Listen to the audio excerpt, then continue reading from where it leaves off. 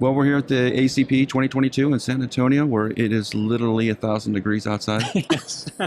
I can't. Yeah. Celsius or Fahrenheit? Well, it doesn't matter at that point. It's hot. It's just hot by It's that just point. hot. Yeah. Everything is Yeah. just plain hot. So we're actually here to talk about a really hot topic today because we have Nicholas Guardern here from PowerCurve. And Nicholas has been doing some presentations with SkySpecs. They're working together. Yeah, we are working together very closely. Yes. Yes, in a collaborative fashion. Yes. Yes. Yes.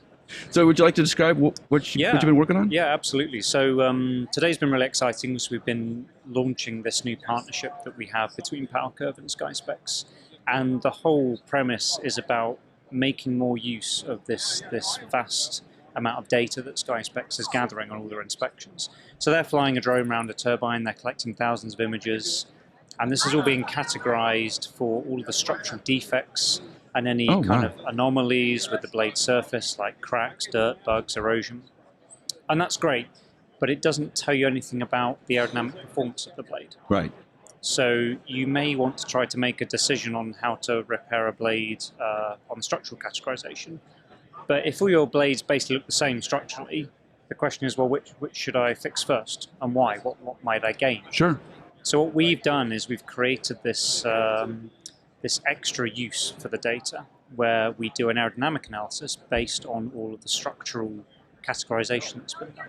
So every single damage that has been captured on the blade and tagged by their experts and their AI system, we actually have a transfer function where we're converting that to an aerodynamic penalty score.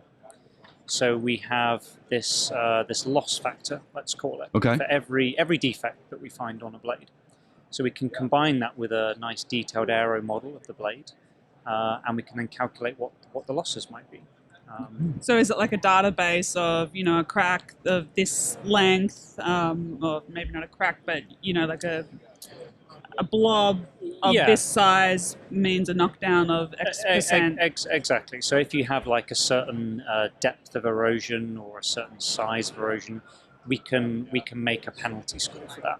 And those penalty scores come from a variety of different things. They come from like a wind tunnel data library of understanding, how those defects affect performance. It comes from CFD simulation, and it comes from all the field experience we have from working out there. But it all hinges around having a model of the turbine. So we actually go out into the field, we laser scan a blade if we need to, if we don't have the geometry, and then we have the 3D surface. So from that we can carry out a CFD simulation or a blade element momentum simulation. Any of these really interesting aerodynamic techniques we can apply because we know the real geometry, and then we can look at before and after. Yeah. What's the blade do now? What might it do if we map this damage onto it? And we do that for everything that's on the blade. So it might be 150 damages tagged, we'll map everything onto the blade and look at the impact. So then is there like a scale that comes out? So if you give an AP number, an AP loss number. Oh. So for every turbine you will see this is what the calculation says you are losing. Okay. And the more data you have, the better. So every time you fly around the turbine with a drone, you can update your calculation to say, well, how's it changed? How's it evolved over time? So in a sense, then you're gathering a sort of a momentous database of leading edge erosion, visualizations, correlating that to aerodynamics, to an AEP. So in a sense, will you be able to look at trends then? You will be able to do predictive trends. If we're going to put a wind turbine in Texas, for example, you have some data that says, well, in Texas, typically it takes 2 years before you really care, or 5 years before you really care, and this is the time you would want to repair it. And the more data you have, obviously, the better that prediction will be. So if you have, a flyby every 6 months and you can see how things are evolving, you can then start to maybe draw some conclusions. Do we have some really good geographical correlations that we can kind of link to certain parts of the country? Are we seeing certain blade types or certain manufacturers are seeing erosion evolve in a different way? Because even if you have two blades that are the same length on the same sites that have been maintained in the same way, they'll probably have different AP losses. And that's because they're all unique products. They're kind of handcrafted products. So I wanted to ask, so you're 3D scanning blades. how similar, a blade that should be exactly the same as, all the other ones that are the same blade type, how similar are they actually? Because I know, like, I've spent a lot of time in wind turbine factories, and like the leading edge is hand finished, Yes. and so are they all similar enough that the exact same aerodynamic model works for all of them? Yes, from what we've seen, yes. There may be some small variations, but compared to like the damage the erosion does to the profiles, then it's fairly insignificant. Oh, okay. So if we see from a certain factory, if we scan a blade and there's some significant change in the leading edge shape, then we can account for it. But we haven't actually seen that yet. Typically, they're all close enough that the same model for the same turbine just is applicable. Okay, and how long does it take to 3D scan a blade? Typically, we do it within a day. Okay. Wow. If it's a really good weather day and everything goes great, maybe just a couple of hours. And is it done with drones? Drones with No. lasers on them? Or? I mean, the drones do have lasers on them, scarily enough. Yeah. But they're not precise enough, and there's a lot of noise in the data. So we actually use a long-range architectural scanner. So it's capturing a few million points a second. So even if there's a little bit of movement in a blade, we can still capture.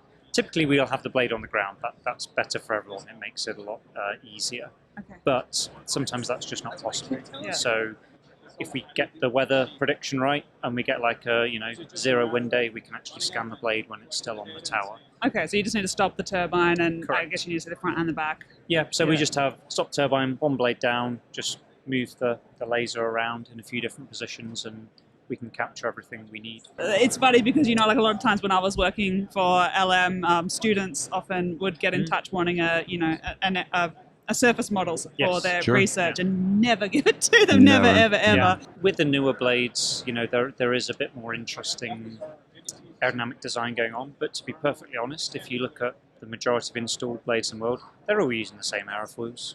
They're using a NACA aerofoil or a DU aerofoil or whatever. Yeah.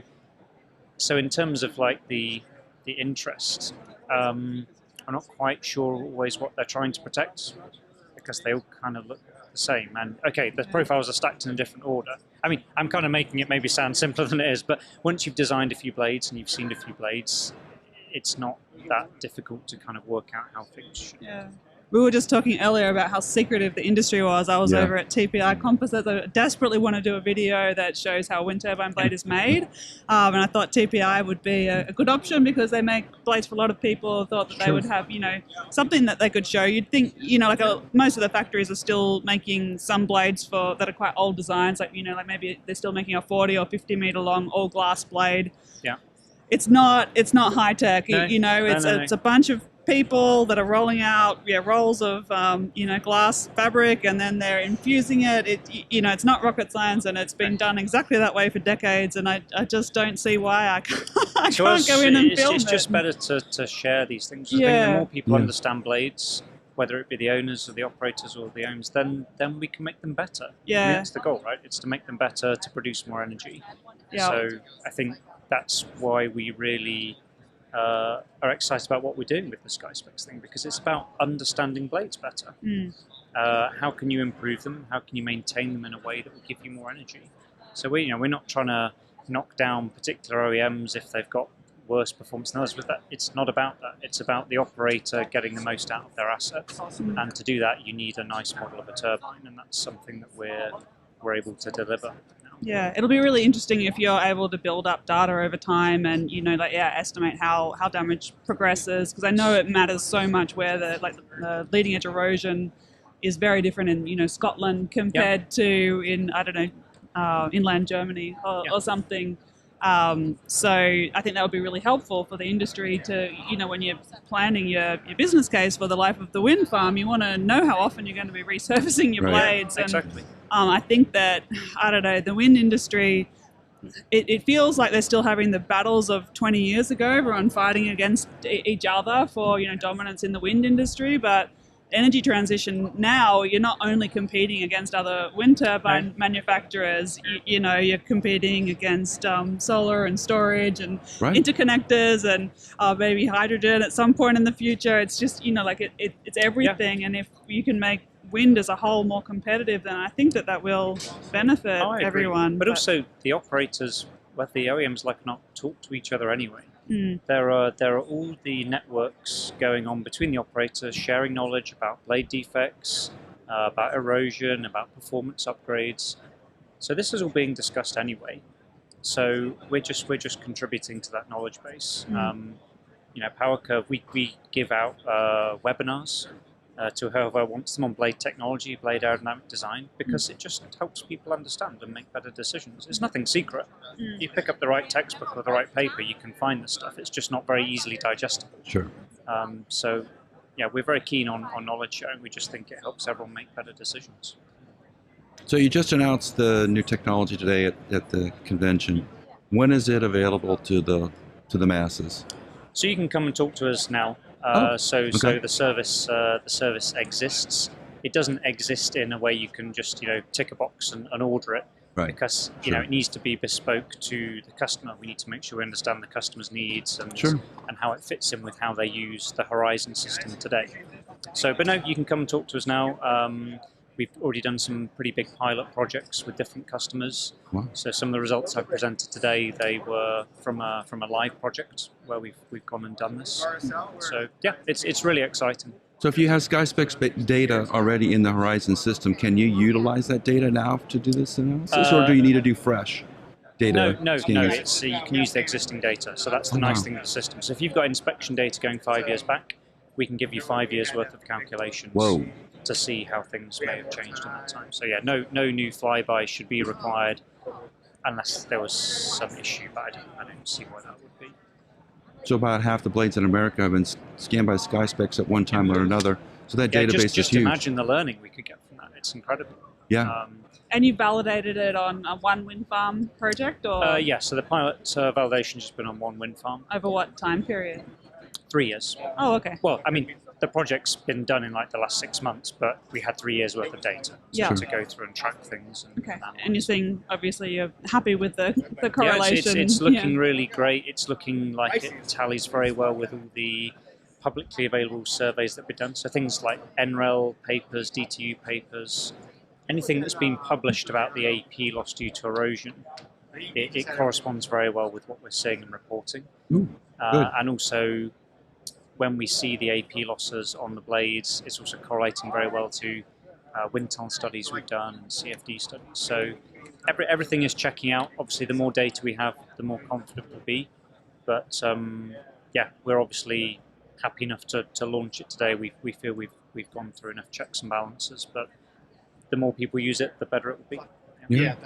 Well, it looks like an exciting product, and I think it's going to have a lot of influence on the industry. And as we're all trying to squeeze out the last 1 or 2% of AEP, this is how you're going to do it. Yeah, we have to prioritize your O&M budget. No one's got the time or money to fix the whole fleet each year. So if you've got a turbine that's losing 1.5% AEP and another one that's only losing 0.5%, well, you should go and fix the one that's losing more. Yeah, And at the moment, there's no way to tell that, apart from just a gut feeling. And now we're bringing a data-driven, consistent approach to that. And it will just be updated every time you have that new data, so you can track it, learn from it, and hopefully just make better and better decisions over time. Yeah. Well, Nicholas, hey, it's been great for you stopping by. Yeah, thanks. And it's great to see you in the States again. So yeah, good luck, and we'll be keeping on this new technology. Great to talk to you both. Thank you. Thanks. Thank you.